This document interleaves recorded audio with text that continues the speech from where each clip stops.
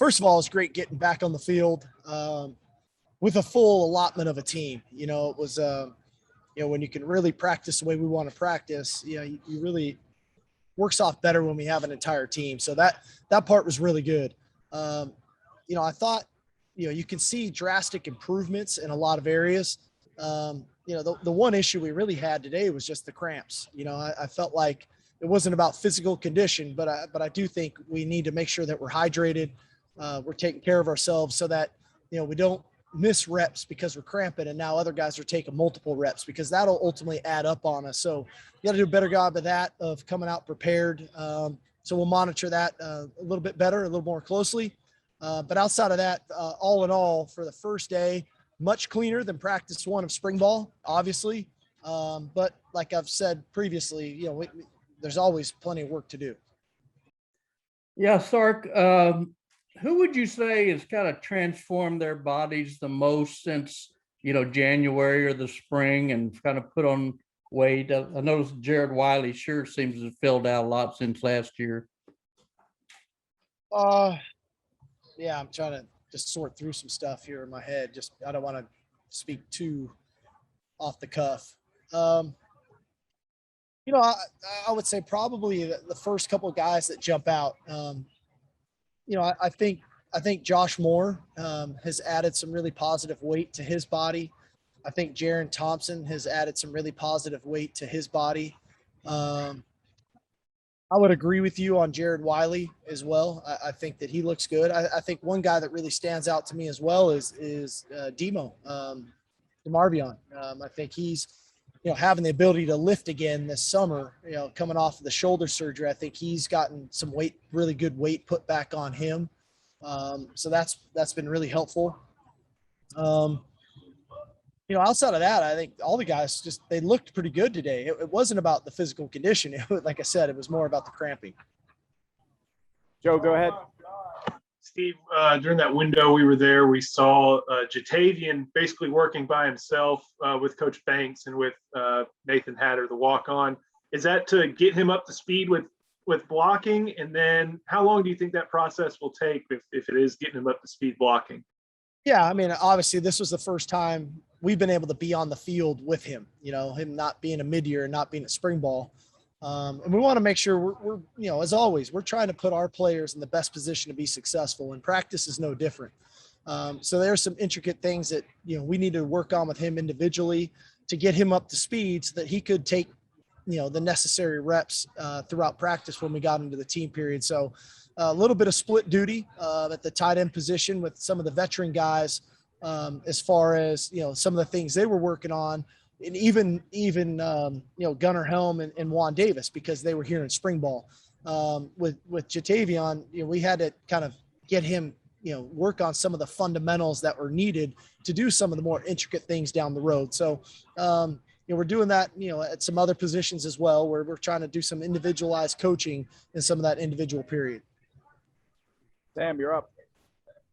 Sark, for some of your newcomers, in particular your transfers that weren't here in spring ball, I know it's no pads, but just what are some of your early takeaways from how some of those guys look?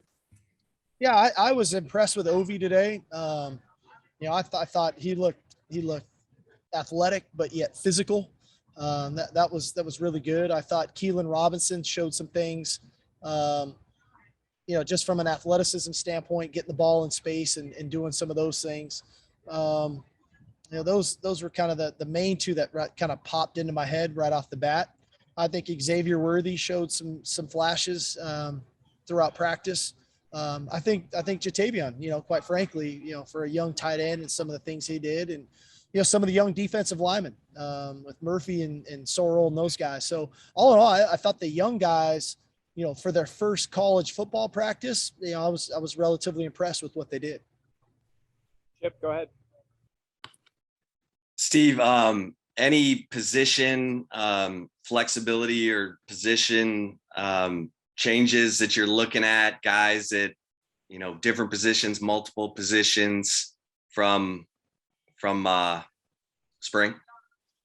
Not really. We're really trying to find the right combination with our safeties and our nickel. and then including that into the corner. So, nothing's set in stone with those guys. I don't want to just, pigeonhole Chris Adamora and Cook as just a nickel. So we're kind of working a little bit of a rotation there with those two at nickel, also using Jaron Thompson some there at nickel and even Schooler at nickel, but also giving those guys an opportunity to play some safety and just trying to find that right combination for us moving forward. So it's probably going to take us a minute to nail that down, because we got to give guys some reps at it and work at it, because it is a little bit new. But that's probably the biggest thing, quite frankly, of just some of the positional stuff. Ryan, go ahead. Steve, the previous staff believed in rotating players regardless of the time of the game or whatever. It's just whatever series, that's who went in. But you don't seem like a guy who believes in that. You believe in playing the best players at all times. I mean, am I reading that correctly? Yeah, I mean, I have a belief. I think we have a responsibility to our team to put ourselves in the best position to be successful and ultimately try to win a football game. And, I think, you want to try to, you earn the right to play, and the best players ultimately play, whether you're a fifth-year senior or a true freshman or anything in between, you're in that right.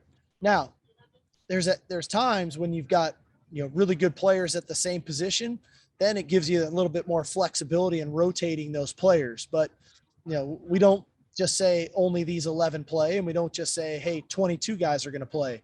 At one position, there might be a rotation. At another position, hey, you've got a starter and he's going to go until he can't. If he needs a break, then the backup goes in. So I think it's a very fluid situation that way for us. I'm definitely not too stubborn to rotate players. But ideally, we try to put the best players on the field that earned it to give us the best chance to be successful and win. Jeff, you're up. Yeah, I know it's really hard to evaluate offensive linemen in this kind of setting, but where is Derek Kerstetter at just in his recovery process coming off of that injury last year? And how was that competition at the tackle position with Kerstetter and Christian Jones, with Carrick and Isaiah Hudson also in that mix? Well, I've been really impressed with Kerstetter. I think obviously from a leadership standpoint, he's a tremendous leader, probably one of the top leaders on our team. I think two, you see the experience, right? You see, this guy's played football, he sees things, he reacts to them, he anticipates what's coming, and he trusts his training from a fundamental standpoint. At no point today, off the naked eye, now I got to watch the tape, did I see any real limitations with him coming off that injury. But like I said, we'll watch the tape to see. But I think the value that he brings obviously is the leadership, the experience, and obviously there's a level of physicality too. When you know what you're doing, you've got experience, you can be really physical. Obviously, Christian, I thought was having a good practice. He had a little bit of cramping trouble. I think, Carrick definitely has a chance to become a really good player for us. He's physical. He's tough. He's got a lot of want to in him. I think he really loves football. And Isaiah obviously is a really physically talented kid. It's just, for him, it's really kind of getting the understanding of the game. The lack of experience, I think, has hurt him some. So we got to get that into him. So every guy's got different things in their game to work on.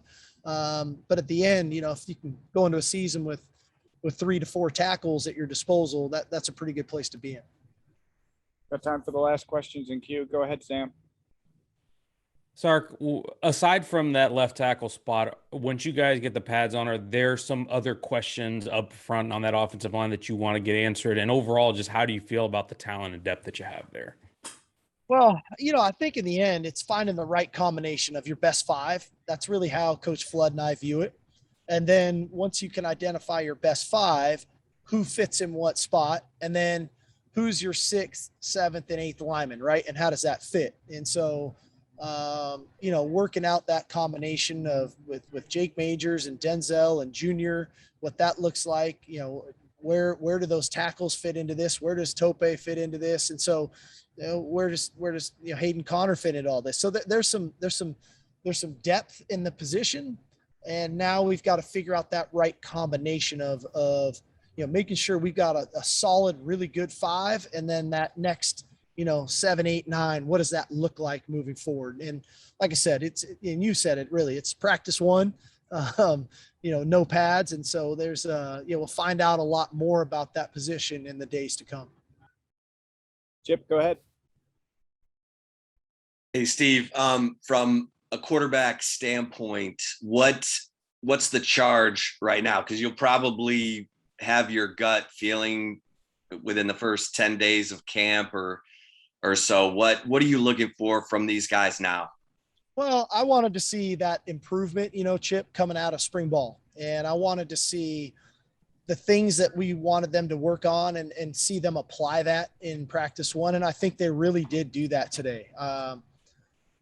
I would probably say if today was a spring ball practice, this would have been their best spring ball practice, but it's practice 1 of fall camp. So that's a really good sign for me that, they really tried to work on and apply the things that we wanted them to work on. And I thought even as practice wore on, that they became even more comfortable and that there was a feel to the game and not quite so robotic in trying to run the offense and understand their reads, that there was more of a feel to it all.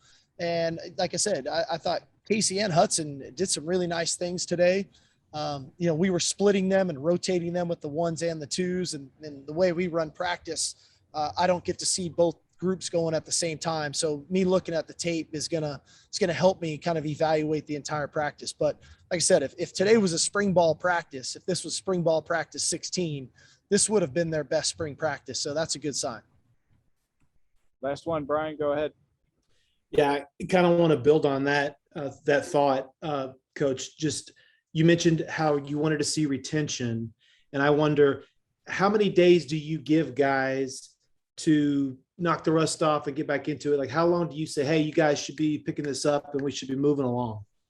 I think the fair assessment is going to be next Saturday, right? When we can get to that first scrimmage, especially with the format now that we have to adhere to with the NCAA, where we've got to go 2 days in basically helmets and then get ourselves into half pads. So we're really not even going to be able to get into full pads until next Thursday, right? So we've got some time to get to there.